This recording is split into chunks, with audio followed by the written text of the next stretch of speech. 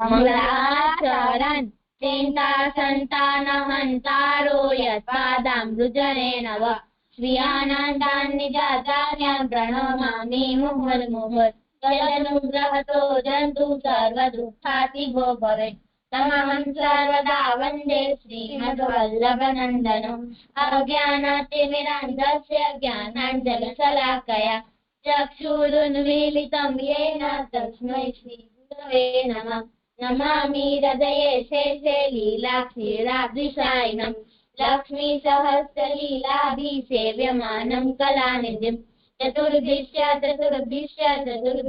त्रिभिस्तदा सर्वैर्विराजते योऽसौ पञ्चदारजये मम। दंडवत प्रणाम जे अक्षिता પદ્મનાભદાસજી નો 7મો પ્રસંગ। એકવાર રામદાસજી એમના ઠાકોરજી પદ્મનાભદાસજી ને પધરાવી ગયા। એમને કીધું કે આમની સેવા કરજો અને પદ્મનાભદાસજી બહુ સારી રીતે એમની સેવા કરતા હતા। અને રામદાસજી છે ને શ્રીનાથજી ના મંદિરમાં હતા। એમને મહાપ્રભુજીની આજ્ઞા હતી એટલે પદ્મનાભદાસજી બહુ સારી રીતે એમની સેવા એમના ઠાકોરજીની સેવા કરતા હતા। એકવાર મુગલ આવી ગયા અને એમના ઠાકોરજીને છે ને એમના રામદાસજીના ઠાકોરજીને લઈ ગયા અને પદ્મનાભદાસજી એમના પાછળ ભાગ્યા તો એ લોકો રૂકી ગયા હતા અને 7 દિવસથી પદ્મનાભદાસજીએ કાંઈ ખાધું નહીં। પછી એ લોકો મુગલ લોકો એમ વિચાર્યું કે 7 દિવસથી એમને ખાધું નથી, અગર આ મરી જશે ને આનો પાપ આપણા ઉપર આવી જશે। તો પછી એમને ઠાકોરજીને એમને ભેગું એમના ઘરે મોકલી દીધું। પદ્મનાભદાસજી આવી અને એમ ઠાકોરજીને પંચામૃત સ્નાન કરાવ્યું અને એમને ભોગ ધરાવ્યો અને પછી બધા વૈષ્ણવને મહાપ્રસાદ દઈ દીધો। જે આમાંથી આપણે એ શીખ મળે છે કે આપણે ઠાકોરજીને બહુ સારી રીતે સેવા કરવી જોઈએ અને કોઈ પણ આપણા ઠાકોરજીને જોઈ કા અડે, કોઈ પણ અન્ય વૈષ્ણવ ઠાકોરજીને જોઈ કા અડે આપણે એમને પંચામૃત સ્નાન કરાવી દેવું જોઈએ। આમાંથી શબ્દ છે પંચામૃત। 5 વસ્તુ પંચામૃત 5 અમૃત થી બને છે, દૂધ, દહીં, ઘી, ખાંડ અને મધ। આ પંચામૃત સ્નાન રામનવમી, જન્માષ્ટમી, વામન દ્વારદશી, નરસિંહ ચતુર્થી અને દેવ પ્રભુજીની ના બને છે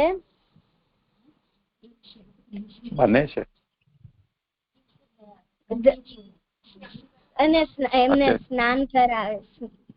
હા, બને તો હમણાં જો કુકરમાં ખીચડી કે બટેકા બને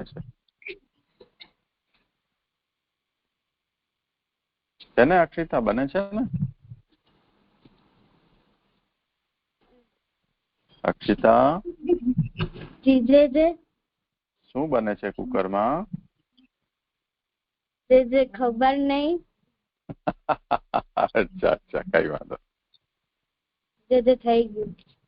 થઈ ગયું, સારું। ચાલો હવે દંડવત પ્રણામ જીજી।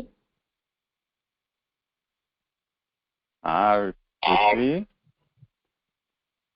પદ્મદાસજી નો 8મો પ્રસંગ।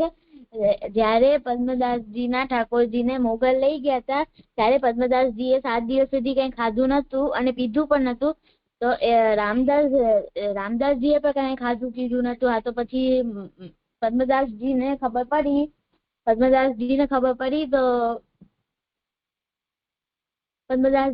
પડી તો ઈ તેમના કને ગયા ને તેમને પૂછ્યું કે તમે 7 દિવસ સુધી શું કામ ખાધું પીધું નથી? તો પછી રામદાસજીએ કીધું કે મેં પણ ઠાકોરજીની સેવા કરી હતી, મારા ઠાકોરજી ભૂખા રહીએ તો હું કેમ પ્રસાદ લઉં? તો પછી ઈ સાંભળીને પદ્મદાસજી બહુ જ પ્રસન્ન થયા. પછી પદ્મદાસજી પોતાના ગામે ગયા અને ઠાકોરજીની સેવા કરી. જે આમાંથી શબ્દ છે સેવા આમાંથી શીખ મળે છે કે આપણે આપણા ઠાકોરજીની ધ્યાનથી સેવા કરવી જોઈએ અને પ્રેમથી સેવા કરવી જોઈએ. જે આમાંથી શબ્દ છે સેવા ઘણા પ્રકાર હોય, જેમ કે પૂજા પાઠ અને વગેરે વગેરે. સેવા શબ્દ મહાપ્રભુજીએ ચૂઝ કર્યો છે કારણ કે જેમ સેવા શબ્દનો મતલબ સેવન કરવું છે, જેમ કે મનુષ્ય પાણી ખાવા અને હવા વગર રહી નથી શકતા, એમ ઠાકોરજીના ભક્ત પર સેવા વગર નથી રહી શકતા. થઈ ગયું. બહુ સુંદર.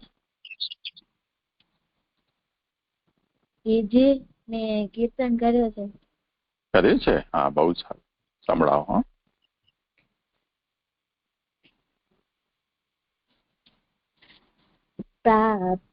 પ્રાત समय श्री वल्लभ सुत उठत ही रसना लीजिए नाम. प्रात समय श्री वल्लभ सुत उठत ही रसना लीजिए नाम.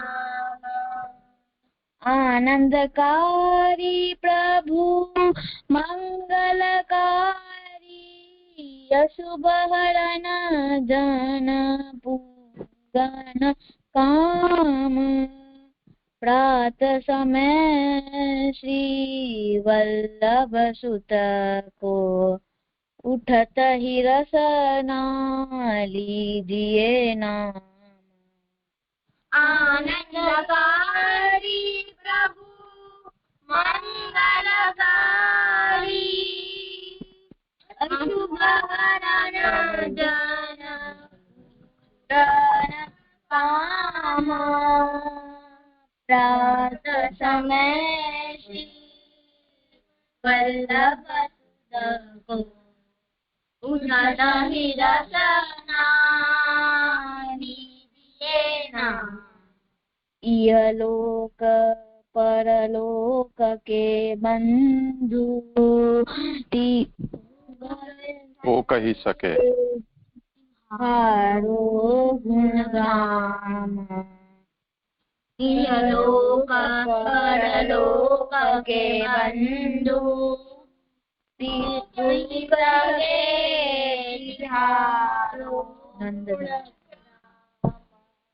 नंददास प्रभु रसिक शिरोमणि राज करो श्री गोकुल धाम. प्रात समय श्री वल्लभ सुत को उठत ही रसना लीजिए नाम. नंददास प्रभु रसिक शिरोमणि राज करो श्री गोकुल धाम. प्रात समय वल्लभ पद सो उठत ही रसना लीजिए नाम.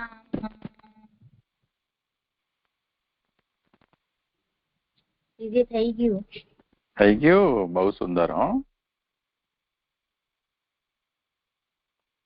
અચ્છા, કાલનું આપણે જો આવર્તન કરીએ ને એના પહેલા થોડું એટલું એમાં કરેક્શન કરી લેજો કે જે સ્થાવરાહ જલ સાથે જે સરખાવ્યું છે એ જલાશયની જગ્યાએ એને સ્થિર જલવાળી નદી એટલું એમાં પરિવર્તન કરવાનું, કેમ કે આગળના વક્તાઓ છે એને સેંદમાનાહ કહ્યું છે, એટલે વરસાદી ઝરાના સાથે એને સરખાવ્યા છે.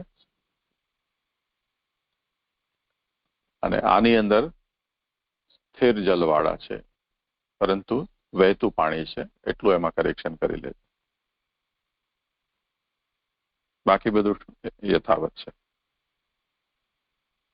હા, હવે આમાં કંઈ કહેવાનું હોય, પૂછવાનું હોય કે આવર્તન કરવાનું હોય તો કરો. જે ફરીથી રિપીટ કરશો?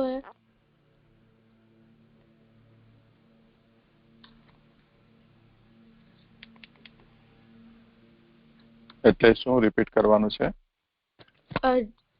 જે આપણે હમણાં સમજાવ્યું ને, જે ફિક્સ કરવાનું. હા, એટલે જો ઉપાસના માર્ગનું જે પ્રકરણ શરૂ થયું એમાં સૌથી પહેલા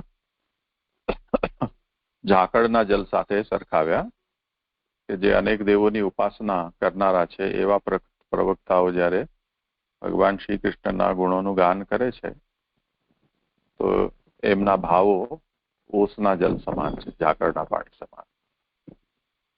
એના પછી વર્ણાશ્રમ ધર્મના કહેલા જે સાધનો છે એ કરતા કરતા શ્રવણ કીર્તન વગેરે જે નવદા ભક્તિ છે એ કરવાને કારણે જેમના અંદર ક્યારેક પ્રેમનો પૂર આવી જાય છે અને ભગવત ધર્મો પણ જેના અંદર પ્રકટ થઈ જાય છે એ સ્યંદમાના પ્રકીર્તિતા. તો સ્યંદમાનાનો મતલબ છે વરસાતી નદી કે ઝરો, એટલે આ પ્રવાહિત થતું જલ છે, વહેતું પાણી છે, પરંતુ બારેમાસી વહેતું હોય તે પ્રકારનું નથી. તે પછી જો મર્યાદા માર્ગીય વર્ણાશ્રમ આદિનું પાલન કરતા, નવદા ભક્તિનું પાલન કરતા કરતા જેમનો ભાવ એટલો સ્થિર થઈ જાય કે જેના ભાવમાં ક્યારે પણ વધારો ઘટાડો ન થાય, તો એને બારે માસ વહેનારી નદીના સમાન એના ભાવો સમજવા જોઈએ. તો આમાં આપણે ગઈકાલે મેં કહ્યું હતું એમાં મારાથી વિશાલ જલાશય કે તળાવ કે લેક કે બંધાયેલા પાણીના સાથે મેં એ વાત કહી હતી. સ્થાવર શબ્દનો અર્થ, પણ સ્થાવરનો સાચો અર્થ એ છે કે જે 12 મહિના વહે છે તેવું પાણી. જેમ એમેઝોન છે કે આપણે ત્યાંની ગંગા જેવી નદીઓ છે તેવી, પરંતુ એમાં પણ જે વૃદ્ધિક્ષય વિવર્જિત છે, એટલે સદા એક સરખું જેની અંદર જલ નભે છે તે ટાઈપ.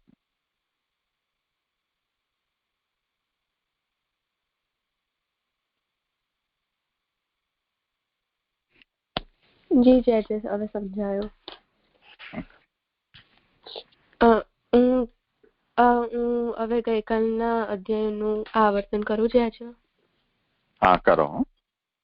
હા જય જય. એટલે મને ગઈકાલે એવી સમજણ પડી હતી કે અહીંયા હજુ ઉપાસના માર્ગીની કેટેગોરી શ્રી મહાપ્રભુજી બતાવી રહ્યા છે, અને આગળના શ્લોકમાં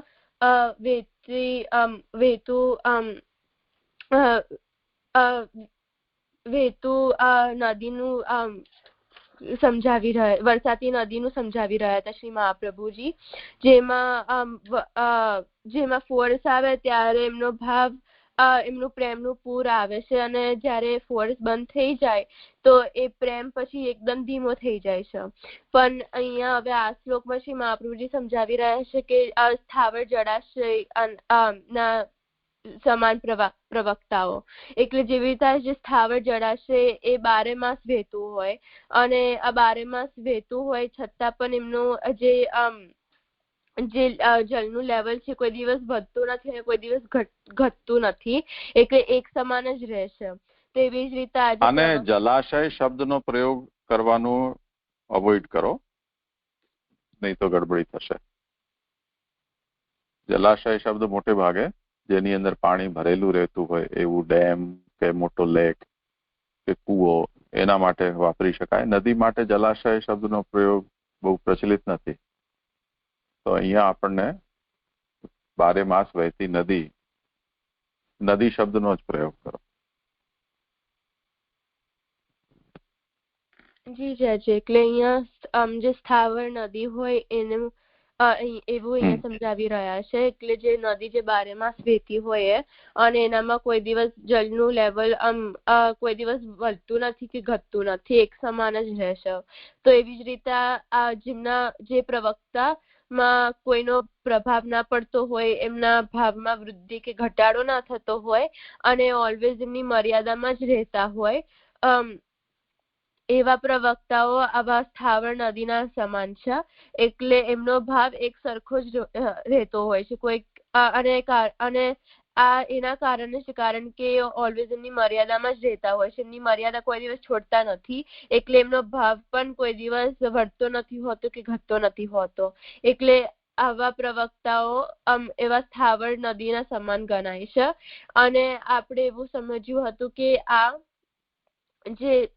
જે પ્રવક્તાઓ છે આગળ ના કરતા એકદમ જુદા ટેમ્પરમેન્ટના છે, કારણ કે આગળ આપણે સમજ્યા હતા કે એમનો ભાવ કોઈ અન્યના સંગમાં આવીને ચેન્જ થતો હોય છે. એટલે કોઈ દિવસ પ્રેમના આવેશમાં ભગવત ગુણગાન કરતા હોય છે અને જ્યારે એ ભક્તનો સંગ પછી છૂટી જાય ત્યારે એમનો પછી ભાવ પાછો ઓછો થઈ જાય છે. એકદમ પ્રેમનું પૂર જે હતું એ થોડુંક ધીમો પડી જાય છે.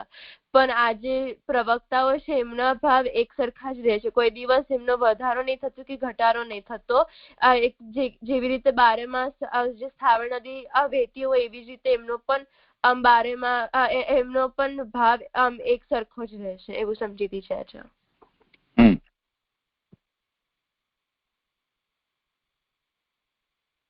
ઓર કોઈને આમાં કઈ કહેવાનું છે?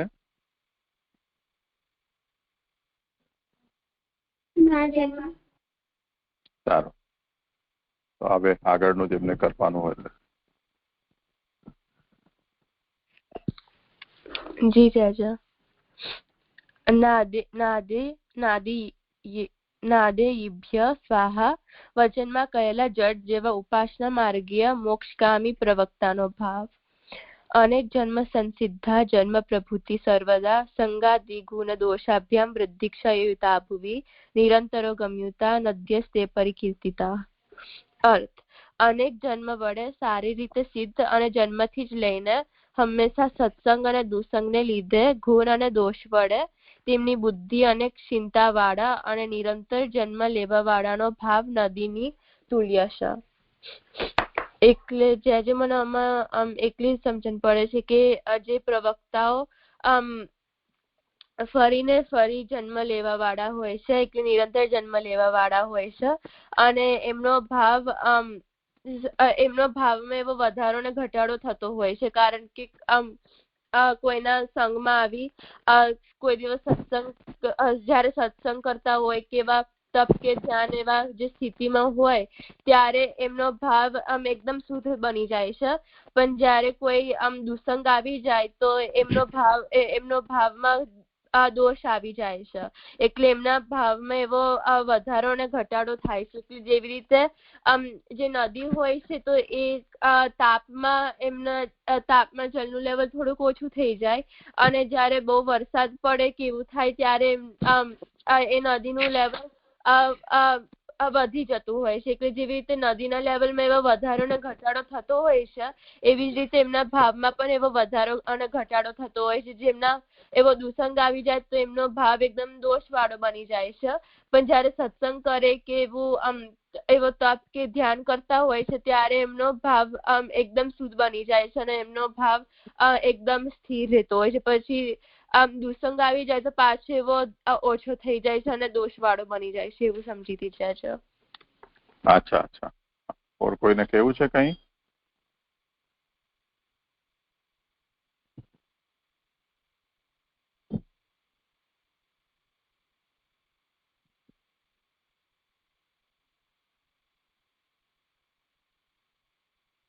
સારું, જોઈ લો. अनेक जन्म संसिद्धा जन्म प्रवृत्ति सर्वदा संगादि गुण दोषाभ्याम वृद्धि क्षय युता भुवि निरंतरोद्गम युता नद्यस्ते परिकीर्तिता. હવે જે ચંદમાના એનાથી જે વહેતા પાણીનો એક ઉદાહરણ શરૂ કર્યું છે મહાપ્રભુજીએ, એ જ અત્યારે ઉદાહરણ આગળ વધી રહ્યું છે. ચંદમાનામાં આપણે એ વાત જોઈ કે જ્યારે એના સોર્સ ઉપર પાણી હોય ત્યારે જ એ વહે, અન્યથા બાકીના સમયમાં ન હોય. પણ એના પછી સ્થાવરમાં આપણે એ વાત જોઈ કે મહાનદીઓ હોય જેની અંદર 12 મહિના પાણી વહેતું રહેતું હોય. હવે ફરી પાછું એમાં જો દોષ આવે એટલે કોઈ વિઘ્ન આવે તો પાણીની અંદર વૃદ્ધિ કે ઘટાડો, વધારો કે ઘટાડો છે એ જોવા મળી શકે છે. તો વહેતું પાણી છે પરંતુ બારમાસી એક જ પ્રવાહ એમાં જળવાયેલો રહે એ પ્રકારનું નથી, પણ જેમાં વધારો ઘટાડો થાય છે તે પ્રકારનું છે. અને એવું થવાનું કારણ નિરંતરોદ્ગમ યુતા. ઉદ્ગમ એટલે જ્યાંથી એનો સોર્સ નદીનો જ્યાંથી એ શરૂ થાય છે. મોટે ભાગે કોઈ પણ નદી હોય છે એ ઊંચાણના વિસ્તારમાંથી શરૂ થતી હોય. એટલે પહાડ કે ગ્લેશિયર, જો ઠંડા પ્રદેશમાં હોય તો ગ્લેશિયર એનો સોર્સ હોય. ગ્લેશિયર ને ગુજરાતીમાં આપણે કહીએ હિમ નદી. ઊંચા એલ્ટિટ્યુડ ઉપર ઠંડી વધારે હોય એટલે ત્યાં સ્નોના રૂપમાં વરસાદ પડતું હોય અને પહાડના જે બધી મોટી પીક્સ હોય એના ઉપર એ જામી જાય અને એની જે વેલી હોય એની અંદર એ બધું સ્ટોર થઈ જાય તો એ ગ્લેશિયર બની જાય. એટલે પહાડના જે સ્લોપ ઉપર જામેલો બરફ છે એ હિમનદીના સ્વરૂપમાં કહેવાય.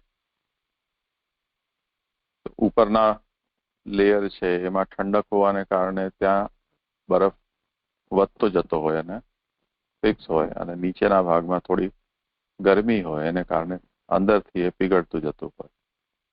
ઉપરની લેયર ઠંડકને કારણે ફિક્સ હોય, જામેલી હોય, નીચેથી એ નદીના રૂપમાં વહેતું હોય. તો આ ગ્લેશિયર છે કે જેમ હિમાલયના અંદર સેંકડો કિલોમીટર્સના બધા ગ્લેશિયર છે અને ઘણા બધા મોટા મોટા પહાડો છે. તો ગંગા, યમુના વગેરે જે હિમાલયમાંથી નીકળે છે તે નદીઓ વરસાદથી એને એટલો બધો મતલબ નથી. વરસાદ થાવ તો ભલે, ન થાવ તો ભલે. એટલે નદી જે એરિયામાં વહે છે એ એરિયામાં એના એ વરસાદ થાય કે ન થાય એનાથી નદીને કોઈ ફરક નથી પડતો, કેમ કે એનું જે ઉદ્ગમ છે ત્યાં એટલું બધું સ્ટોરેજ છે કે વરસાદ ન પડે તો પણ એનું વહેવાનું બંધ ન થાય. કેમ કે એટલે એને અહીંયા નિરંતર ઉદ્ગમ યુતા એમ કહ્યું છે. પણ વધારો ઘટાડો જે જલમાં થાય છે એનું કારણ વરસાદ છે. એટલે એક નિશ્ચિત માત્રામાં સર્ટન ક્વોન્ટિટીમાં પાણી તો જેટલું ગરમીને કારણે પીગળે છે એટલું તો વહેવાનું જ છે. એમાં જો વરસાદ આવે તો પૂર આવે, ફ્લડ દેખાય આપણને. અને જો ગરમીના દિવસ હોય અને ઇવોપોરેશન વધારે થઈ જતું હોય મેદાની એરિયામાં તો પાણી થોડું આપણને ઓછું દેખાય. તો આ આપણને ઉદાહરણ પહેલા સમજી લેવાનું છે. તે પછી જે પ્રવક્તાઓને આ ઉદાહરણથી સમજાવવામાં આવ્યા છે એને આપણે જોઈ લઈએ કે અનેક જન્મ સંસિદ્ધા જન્મ પ્રવૃત્તિ સર્વદા સંગાદિ ગુણદોષાભ્યામ વૃદ્ધિ ક્ષયયુતા ભુવિ. આપણે કોઈ ઉદાહરણ લઈ લઈએ, એવું ઉદાહરણ કે જેના એકથી વધારે જન્મ થયા હોય અને એ જન્મની આપણને કથા જાણી શક્યા હોઈએ. તો જેમ જળ ભરતજીનું આપણે લઈએ તો એ પહેલે બહુ મોટા રાજા હતા, ખૂબ પ્રતિષ્ઠિત રાજા હતા અને જેના નામ ઉપરથી આપણા દેશનું નામ ભારત પડ્યું. એ ભારત જે વખતે એમને એમ થયું કે હવે મેં ઘણું રાજ્ય કરી લીધું અને બધું પ્રજા મારી બહુ સુખી સંપન્ન છે, શાંત છે, કોઈ વિરોધ નથી, તો એમણે તપ કરવા માટે, ભગવત ભજન કરવા માટે ગૃહસ્થ આશ્રમ છોડીને વાનપ્રસ્થ થયા. ત્યાં એમણે ખૂબ સારી રીતે તપ કર્યું, સંયમ રાખ્યો, ભગવત ભજન કર્યું.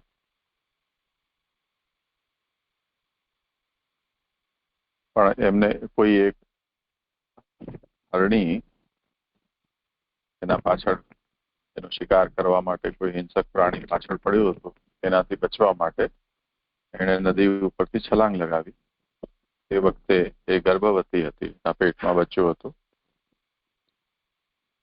તો એ બચ્ચું જલની અંદર પડી ગયું, એનો પ્રસવ ત્યાં થઈ ગયો અને એ પાણીમાં વહેતું ભરતજીએ જોયું. તો ભરતજીના ઠેકાણે બીજું કોઈ પણ હોય તો કોઈને પણ એ જલમાં બચતા ડૂબતા બચ્ચાને જોઈને એને દયા આવે.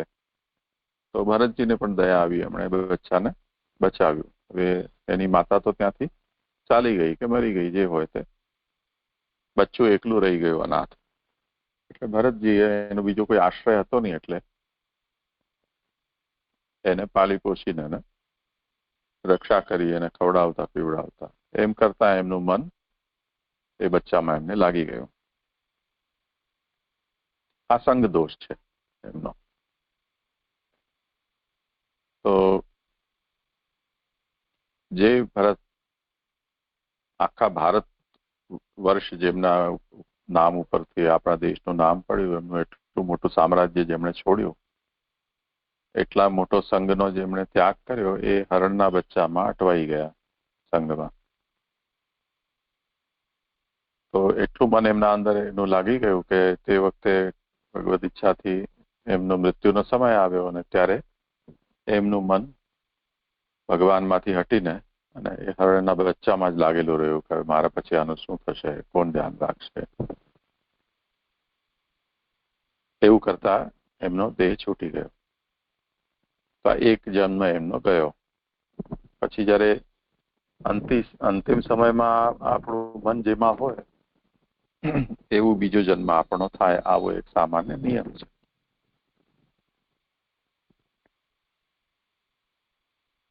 તો એટલે આનો મતલબ કેવો છે કે જેમ આપણે આજે બહુ જ થાકી ગયા, બહુ ઉજાગરો કર્યો, રાત્રે પણ આપણે બહુ જ કોઈની સાથે આપણે ખૂબ ઉગ્ર ચર્ચા થઈ હોય, લડાઈ ઝઘડા થયા હોય અને બહુ ક્રોધવાળા કે દુઃખી મનથી આપણે સૂતા હોઈએ, તો આપણો બીજા દિવસની સવાર છે એ પણ એવા કલુષિત મનથી થશે. એને કારણે જો આપણી રાત બગડી તો બીજો દિવસ પણ બગડે. એવી રીતે નવો જે આરંભ છે એ જૂનો જે આપણો ભૂતકાળ છે એના બેઝ પર થાય છે. તો આધારરૂપ આપણો આગલા જન્મનું અંતિમ જે ક્ષણો છે એ બને છે. એટલે ભરતજી છે એમનો બીજો જન્મ પ્રભુની ઈચ્છાથી જ હરણનો થયો. એક જન્મ વીત્યો અને આ બીજો જન્મ. બીજા જન્મમાં ઠાકોરજીએ એટલી કૃપા કરી કે એમને પહેલાના જન્મની યાદ એમને રાખી. સામાન્ય રીતે આપણે પૂર્વ જન્મની સ્મૃતિ આપણને રહેતી નથી, પણ ભરતજીને તો એ સ્મૃતિ ભગવાને આપી. ને એમને એ વાત સમજ પડી કે પરોપકાર માટે પણ કરેલી જે આસક્તિ છે પશુમાં, એને આખા જન્મની જે સાધના છે એ સાધના ઉપર પાણી ફેરવી દીધું, નિષ્ફળ ગઈ. તો આ સંગ દોષને કારણે થયું. એટલે એમણે એ નક્કી કર્યું કે હવે આ જન્મમાં આપણને કોઈની સાથે પણ મમતા બાંધવી નથી, એકદમ સંગ વિના રહેવું છે. જેટલું બને એટલું જલ્દી આ શરીર છૂટે. તો એ હરણનો જન્મ તો એમનો જેમ તેમ કરીને એને જલ્દીથી વીતી ગયો. તો વાનપ્રસ્થ અવસ્થામાં જે સંગદોષ થયો એ સંગદોષનો પરિણામ એક જન્મમાં એમને ચૂકવવું પડે. એના પછી એમનો ફરીથી મનુષ્ય જન્મ થયો અને ઠાકોરજીએ કૃપા કરીને એમને એ જન્મમાં પણ પહેલાના જન્મની યાદ રાખી, ભૂલાવી નહીં. તો ત્યારે પણ એમણે એવું નક્કી કર્યું કે હવે પછી ફરીથી કોઈ સાથે મમતામાં બંધાય નહીં, એ રીતે જીવન જીવવું. એટલે એકદમ જળની જેમ, એટલે પથ્થર જેમ જળ પદાર્થ છે એને પોતાનું પારકું કંઈ હોય નહીં, એવી રીતે જળની જેમ ભરતજી થઈ ગયા. એટલે એમની પ્રસિદ્ધિ જળ ભરત એ નામથી થઈ ગઈ. તો આ ઉતાર ચઢાવ એમના જીવનમાં આપણે જોઈ શકીએ છીએ. આ વૃદ્ધિ હ્રાસ છે. તો ભરત જયારે રાજા હતા તે વખતે વાનપ્રસ્થ થઈને એમણે સાધના કરી, એ એમના અંદર દેખાતી વૃદ્ધિ દેખાય છે કે આખો સંસાર આસક્તિ છોડી વાનપ્રસ્થ થઈને સામાન્ય મનુષ્ય છે જેના પાસે કંઈ ન હોય એ જંગલમાં જતો રહે તો કઈ બહુ એવી વાત નથી, પણ ચક્રવર્તી સમ્રાટ હોય એના માટે આ જાતનું ત્યાગ કરી શકવો એ બહુ અઘરો વિષય છે. તો આ વૃદ્ધિ થઈ એમના આધ્યાત્મિક જીવનમાં. પછી ક્ષય થયો, હરણના બચ્ચાનો સંગ થયો. તે હરણના જન્મમાં પાછી એમને પોતાની ભૂલને સુધારી, એટલે એમને ફરી પાછું મનુષ્ય જન્મ થયો, તો વૃદ્ધિ થઈ. આ ઉતાર ચઢાવ છે એક જાતના. તો આ તો ઉદાહરણ છે, પરંતુ આપણા તો અનેકો જન્મ એવા મનુષ્યના થતા હોય છે.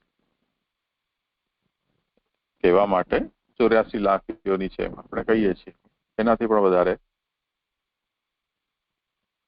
પ્રાણીઓ હોય છે. ને જે પ્રકારના કર્મ છે મનુષ્યના, તે પ્રકારના કર્મ અનુસાર એને શરીર પ્રાપ્ત થતા હોય છે. તો અનેક જન્મ સંસિદ્ધા જન્મ પ્રવૃત્તિ સર્વદા સંગાદિ ગુણ દોષાભ્યામ. સારો સંગ મળે તો ગુણરૂપ થાય, ખરાબ સંગ મળે તો દોષરૂપ થાય. જો સારો સંગ મળે તો વૃદ્ધિ થાય, ખરાબ સંગ મળે તો દોષ થાય. એમાં સંગ પછી આદિપદનો પ્રયોગ છે. તો આદિથી પછી અન્ન, કાલ, દેશ, સ્વભાવ વગેરે એ દરેક વસ્તુ, કર્મ, એ બધું એની અંદર સમજી શકાય છે. એટલે સારું અન્ન થાય તો ગુણરૂપ થાય, ખરાબ અન્ન મળે તો દોષરૂપ થાય. માતાજીમાં આવે છે ને ઓલું કે રીંગણા ખાધા અને સ્વાદની બુદ્ધિથી ખાધા, મહાપ્રસાદ હતો તેમ છતાં પણ, તો એને ખરાબ બુદ્ધિ સૂજી અને એને ચોરી કરવાનું મન થયું. તો અન્ન દોષ પણ બાધક થતો હોય છે. રૂપાપુરિયાના પ્રસંગમાં આવે છે કે એને દેવદ્રવ્યનું ઘી ભૂલથી એના પેટમાં ગયું તો એનો બીજો જન્મ કૂતરાનો થયો.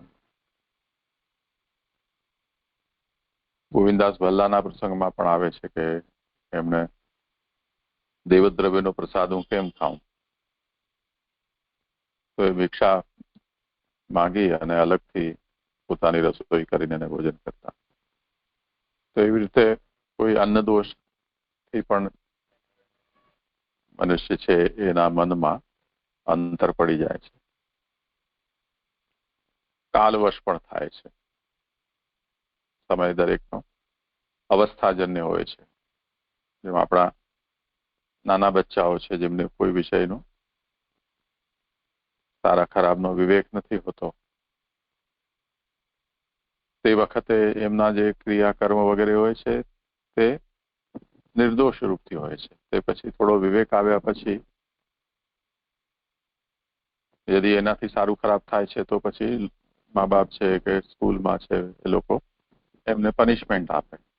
જે કેજીમાં કે પેલા બીજા ત્રીજા ધોરણમાં હોય એવા બચ્ચાઓને કોઈ જાતનું સજા નથી આપવામાં આવતી હોતી. તો અવસ્થા છે એને કારણે મનુષ્ય જે કરે છે એ કર્મ છે એનું અલગ રીતથી મૂલ્યાંકન કરવામાં આવે છે. કેટલીક વસ્તુઓ અવસ્થાજન્ય હોય છે, કાલજન્ય હોય છે. જેમ દિવસમાં આપણને સ્ફૂર્તિ હોય, રાતના સમયે સુસ્તી હોય. વરસાદના દિવસોની અંદર સુસ્તી આવી જાય, ફરી પાછો મોસમ સારો થઈ જાય, તડકો વગેરે આવે, ખુશનુમા મોસમ હોય તો સ્ફૂર્તિ આવી જાય. એમ ઉંમરની અંદર પણ શરીરની અંદર હાર્મોન્સ બદલે તે પ્રમાણે સ્વભાવ વગેરેની અંદર, ઈચ્છાઓની અંદર પરિવર્તન થતું હોય. તો આ બધાને કારણે મનુષ્યના જે ભાવ છે, મનોભાવ છે, એની અંદર પણ વૃદ્ધિ કે ક્ષય એટલે વધારો કે ઘટાડો થયા કરતો હોય છે. તો અનેક જન્મ સંસિદ્ધા જન્મ પ્રવૃત્તિ સર્વદા સંગાદિ ગુણ દોષાભ્યામ વૃદ્ધિ ક્ષયયુતા ભવી. આના પૂર્વમાં જે કહેલા છે એ જે લક્ષણો છે એ તો કોન્સ્ટન્ટ છે. કયા લક્ષણો? જે સ્કંદમાનાની અંદર કહેવામાં આવ્યા છે તે, કે જે ધર્મ પાલન કરી રહ્યો છે, નવદા ભક્તિ કરી રહ્યો છે, એ આમાં બધાની અંદર સમાન છે. કેમ કે ઉપાસના માર્ગી છે એટલે ઉપાસનાના જે પ્રાથમિક સાધનો છે એ તો આ કરી જ રહ્યો છે અને એનો જન્મ પ્રવાહ ચાલી રહ્યો છે. તમે એને સ્કૂલના એક્ઝામ્પલમાં સમજી લો કે માની લો કોઈ એક સ્ટુડન્ટ છે. એ સ્ટુડન્ટનો જે ફર્સ્ટ સ્ટાન્ડર્ડમાં એક વર્ષ એને અભ્યાસ કર્યો, તમે એક વર્ષનું પણ ઇવેલ્યુએશન કરી શકો છો. માની લો કે 4 પરીક્ષાઓ લેવાતી હોય તો 4 પરીક્ષાની અંદર એના સ્કોર કેવો છે, કયા સબ્જેક્ટમાં. માનો કે પહેલામાં એણે સારો સ્કોર કર્યો છે, પરંતુ બીજી ટર્મની અંદર એના ઘરમાં કંઈ પ્રસંગ આવી ગયો, એને બહારગામ જવાનું થયું કે બીમારી થઈ ગઈ, અથવા એનું મન છે રમતગમતમાં વધારે લાગી ગયો તો એનો સ્કોર ઓછો થઈ જશે. ફરી પાછું ઓછો થવાને કારણે બધા લોકો એના માટે વધારે ધ્યાન આપવા લાગ્યા, એને સમજાવવા લાગ્યા, એને પોતાને પણ સમજ આવી તો પાછી મહેનત કરવા લાગે, અને જે કારણે એનો સ્કોર ઓછો થયો છે, એક્ટિવિટી બંધ કરી દે તો ફરી પાછો એ પોતાના લેવલને પકડી લે. તો આ વૃદ્ધિ ક્ષય. અને થ્રુઆઉટ તમે કોઈ વિદ્યાર્થી છે એને જુઓ કે પહેલા ધોરણથી 10મા કે 12મા ધોરણ સુધી એનું કેવું છે, એની અંદર પણ કોઈ વૃદ્ધિ ક્ષય જોવા મળી શકે છે. એ વૃદ્ધિ ક્ષય જોવા મળે છે એના કારણો જે પણ હોય તે, પણ એ પોતે જે વિદ્યાર્થી છે એટલે એનું જે અધ્યયન કરવાનું છે એ ક્રમમાં કોઈ અંતર નથી. વધતું ઓછું થાય કે બીજા દોષો કે ગુણો એના પ્રાપ્ત થઈ જાય એ બીજો વિષય છે.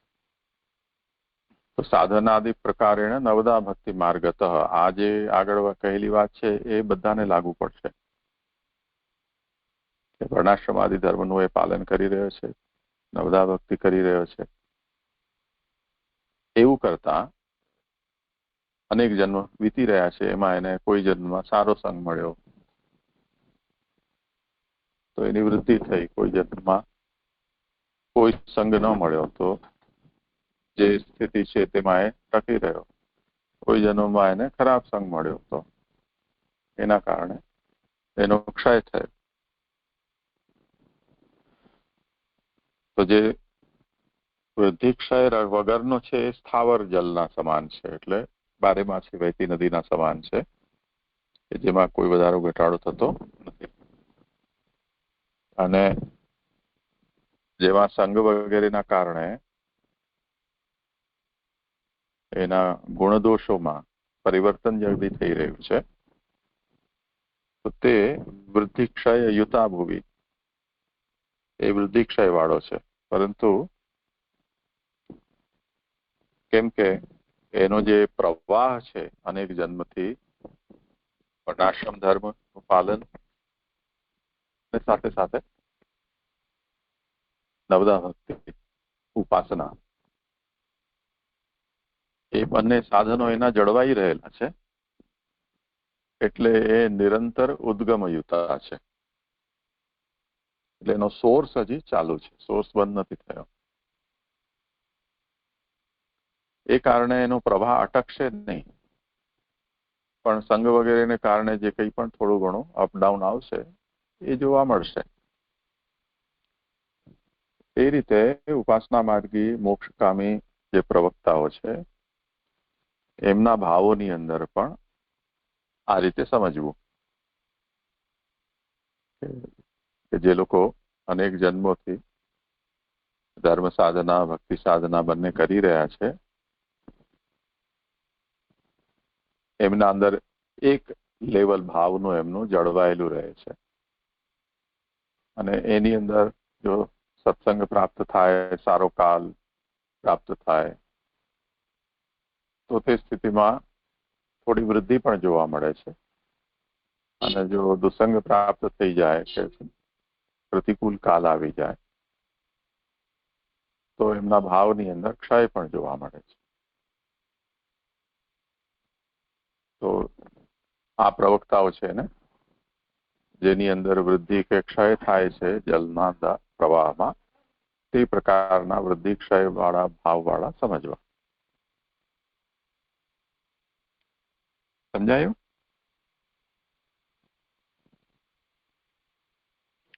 હા જી સમજાયું.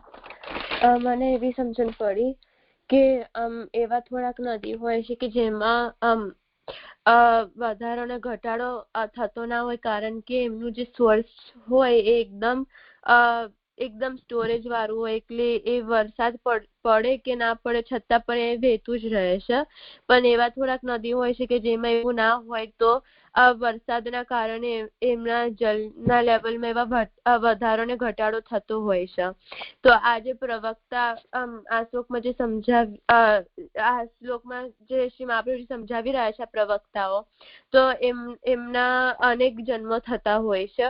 જેવી રીતે આપે જળ ભરતનું એક્ઝામ્પલ આપ્યું કે એમનું મન હરણના બચ્ચામાં લાગી ગયું હતું, તો એમને અનેક જન્મ લેવા પડ્યા હતા. એમને હરણનું જન્મ લેવો પડ્યો તો, અને પછી જયારે એમની ભૂલ સમજ પડી તો પછી પાછા મનુષ્ય રૂપમાં એમનું મન ખાલી બધાથી દૂર રહીને, સંઘથી દૂર રહીને એમને બધાથી દૂર રહેતા હતા, કારણ કે એમને હજુ યાદ હતું કે પહેલા જન્મમાં શું થયેલું હતું. એટલે એવી રીતે એમના જીવનોમાં વૃદ્ધિ અને ક્ષય જોવા મળે છે. એટલે એવી જ રીતે જે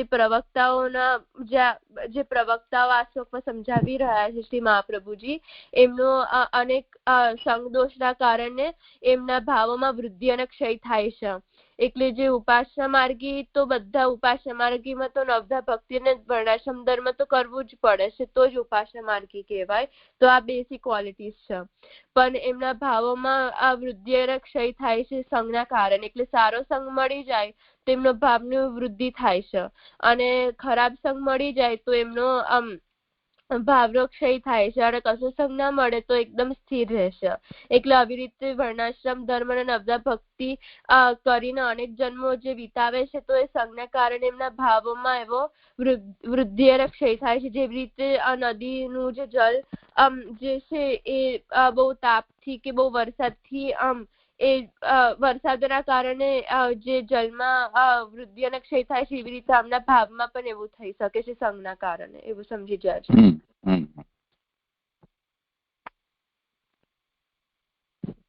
કોઈને કઈ કહેવું છે આમાં?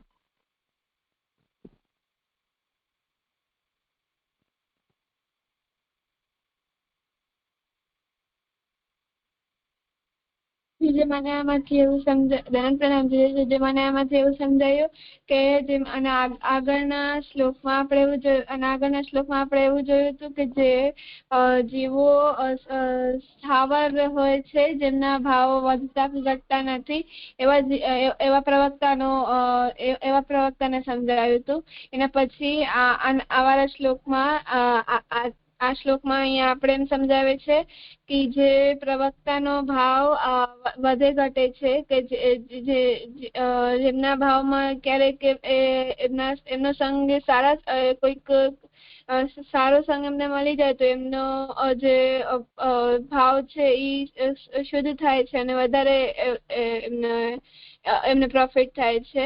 અને અગર એમને કોઈ ખરાબ સંગ મળી જાય તો પછી એમની ભાવમાં એમનો ભાવ ઘટી જાય છે. તો પછી એવી રીતે આમ ઉતાર ચઢાવ આવે છે. તો એમને અહીંયા નદીના એક્ઝામ્પલથી સમજાવવામાં આવ્યું છે.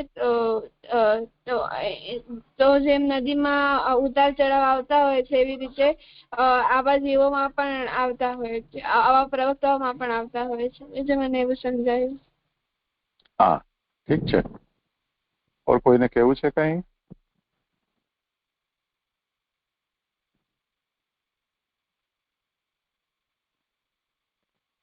બસ આમાં ફરીથી અંતમાં એટલું વાત સમજવાની છે કે આ ઉપાસના માર્ગી છે, એટલે ભક્તિ માર્ગીને યદી સંગ કરવો છે તો મોક્ષકામી અને ઉપાસના માર્ગી છે એનો સંગ એના ભાવને પોષણ આપનારો નહીં થાય. એ વિવેક આપણને રાખવો જોઈએ. પર નિંદ્ય કે નિષિદ્ધ નથી.